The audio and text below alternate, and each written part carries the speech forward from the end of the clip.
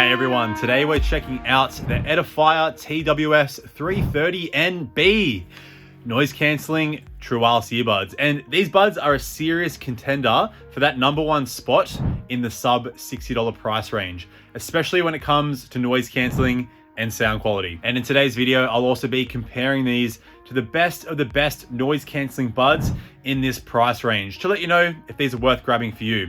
And if you do want to grab a pair or any of the buds mentioned in today's video, links are down below as well as timestamps, because as usual here, we're going in depth. So if you're picky with your audio, so am I. Let's get into another picky review.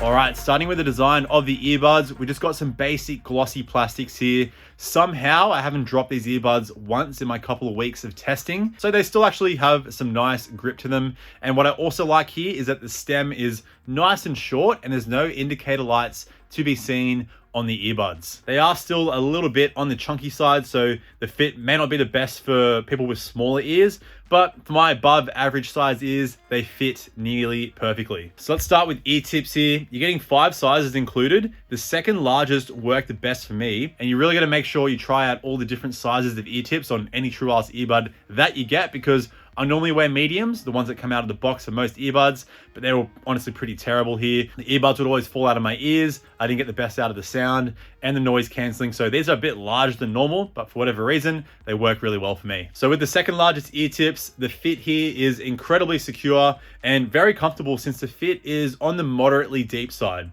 So if you want to use your earbuds for long periods, these might be fine, but since there is a little bit of chunk to them, this might cause some pressure on the cartilage kind of outside of your ear canal. But since the earbuds are so small, I can use them for any kind of training, weight training. I was kicking a ball around and they didn't even budge. So if you're a runner, if you like your CrossFit, you should be fine. Just remember that fit is going to be different for everyone. But if you like to use your earbuds when training, we have an IP54 dust and water resistant rating here. So fine if you get a bit of dirt on them and they can survive some splashes of water. You just can't submerge the buds in water. Now let's talk about battery life, starting with the advertised battery life here. So with noise cancelling off, you're getting 5 hours with the earbuds, with an additional 15 hours from the case, bringing the total up to 20 hours. With noise cancelling on, 4 hours from the earbuds, an additional 12 hours from the case, bringing the total there to 16 hours. Now in my testing here, tested on an iPhone 12 Pro at 70% volume with noise cancelling off, I got 4 hours and 48 minutes from the buds. With noise cancelling on, 3 hours and 40 minutes. So just under the advertised battery life there. And for today's standards, a little bit below average as well, especially considering the size of the case. It is pretty small, but it's kind of like the AirPods Pro case, very similar design, but has a bit more chunk to it. But you are getting some fast charge, so 10 minutes will give you an hour's playback on the earbuds. There is no wireless charging, but you can charge via USB-C with a cable included. Now let's talk about the case itself. Same glossy plastics as the earbuds, which I did notice got scratched pretty easily. Like I had the case just chilling in my bag in a separate compartment, so that all that was in that compartment was a pack of chewing gum and another case, and it still got scratched quite easily. The hinge is pretty sturdy though, so are the magnets, and you get one indicator light on the front of the case that will flash red if the case needs charging. I couldn't find any information on this in the manual, but I assume that's what it means. And finally, when you take the earbuds out of the case, they connect nice and fast to your phone in under 6 seconds. All right, let's talk about controls now. Right off the bat, pretty bad. You don't have access to a single tap or a tap and hold. So right out of the box, you can't control everything. You do have some customization options in the app. So you can customize the double tap on either earbud and the triple tap on either earbud, but you're only getting 4 total customization options there and touch control options. Sensitivity also isn't the best. So right out of the box, you need to activate them with a little bit of force, like more than what I'm used to with most touch controls, but you can change the sensitivity in the app. But even all the way up, I still had a few occasions where a triple tap or a double tap wouldn't respond. or a double tap would respond as a triple tap. There is no beep feedback when adjusting all controls, which you might like, you might not, but when you do switch between noise cancelling and transparency, you do get a voice prompt, and this will also stop your music for about 2 seconds, which is pretty annoying. I'm not a fan of this at all. There's also no in-ear detection for auto pause and playing your music. Now, I quickly touched up on the app, so let's run through a few extra features the app has to offer. So on the main screen, you can see the battery life of both of your earbuds, what music you got playing there, and you can also have the option to turn noise cancelling on and off, as well as your transparency mode on and off. And on the main screen here, you can also adjust how strong your transparency mode is. Jumping into the settings now, you have your user manual. You can turn the earbuds on and off since you can't actually do it on the earbuds themselves. Voice prompt volume settings, and I tried it out. If you put the voice prompt to 0, it'll still pause your music for 2 seconds when switching between noise cancelling and transparency mode. You've got your customization of touch controls, your touch control sensitivity. You can disconnect from Bluetooth, turn the earbuds into pairing mode, and factory reset the earbuds as well. So pretty basic. There is no EQ customization to be seen, which would have been nice, but look, this is a budget earbud. There's also some firmware numbers at the top there, but there's no option that I've seen on the app to update firmware. So I don't know if that's a potential down the track. It would definitely be nice to see if there was a firmware update to add that single tap and tap and hold for full customization. All right, onto connectivity now. Just Bluetooth 5.0 here with SBC and AAC codecs. In terms of Bluetooth range, I got 80% in my indoor test. So that's through 5 walls, downstairs, upstairs. I'm getting about 15 meters away from my phone before the earbuds disconnect. And in my outdoor test, I got 95%. So I can get about 25 meters away from my phone in a clear open space. There is no multi-pairing, but you can use the left or right earbud individually. But for whatever reason, only the left earbud works in mono mode. The right earbud, when used on its own and you want to chuck your left earbud back in the case, you can still use it, but you're only going to hear the right audio channel. Whereas if you use the left earbud, you hear the left and right audio channel in that one earbud. Weird. I don't know what chip they're using. I've never seen this before. It's not a deal breaker, but look, I'm picky. I thought I'd let you know. Apart from that, overall connection has been nice and stable, and you are getting a low latency gaming mode here, which it's not on the box. It's also not on the website, I noticed, but it's there. I've tested it out. So I'm going to run through some quick tests here of how that low latency mode works on both iOS and Android. So I'll chuck up those tests here, as well as a microphone test right after, so you can hear all those tests for yourself.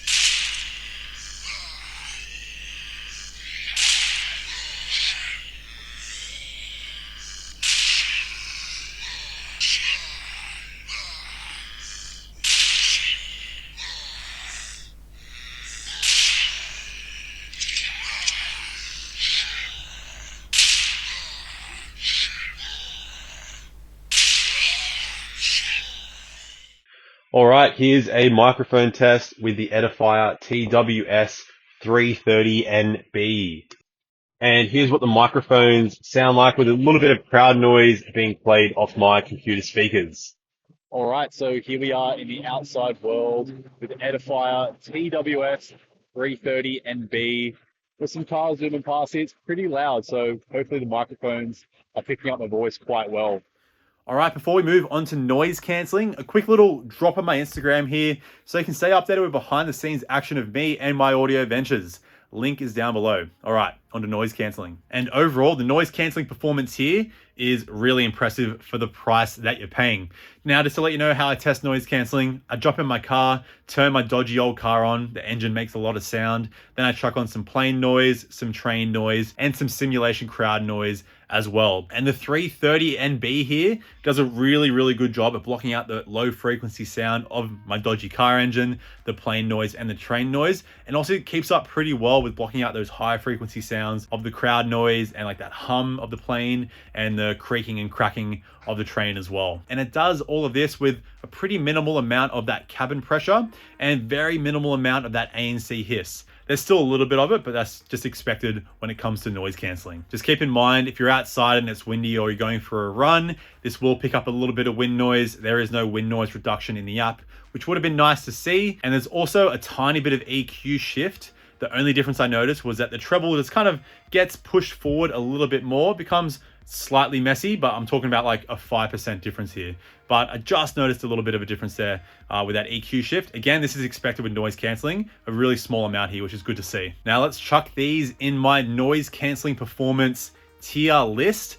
And these are coming in at number 5, just below the SoundPEATS T2. It was almost neck and neck when comparing the two there.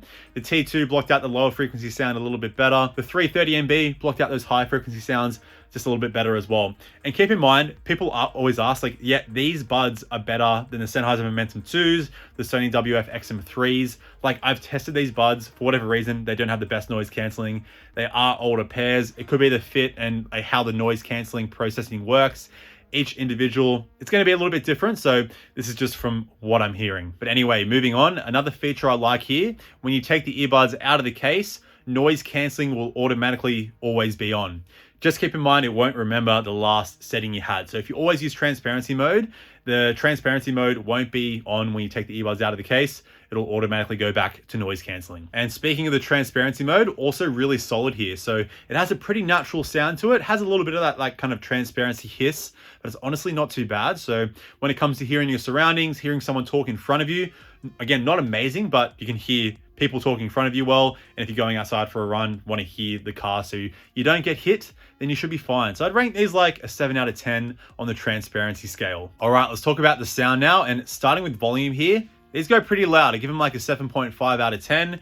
If you love some crazily loud volume, you're probably not going to get enough here, but for most of us, the volume you're getting here at max volume should be fine, and you get barely any distortion. You get pretty much no distortion as well. These buds handle loud volumes really well, and for like the first time in a long time, these are getting my bedtime certification because at the lowest volume, these are actually nice and quiet. So if you like listening to some nice, relaxing music or a podcast to help you get to sleep at night, these also go not incredibly low. There are better buds out there, but definitely bedtime certified, which I can never give out. So I'm happy to give out the first bedtime certification for a long time. Just keep in mind though, if you like to use your earbuds when like lying down to sleep or whatever, these are in ear, so like they're going to stick out a little bit. So they'll probably get sore after a couple of minutes. And also if you listen to music at these low volumes, there's barely any of that white noise hissing sound. This is when noise cancelling off when listening to music at those low volumes. So nice to see, no white noise hiss there. All right, but onto the sound quality itself. And to quickly sum it up in one sentence,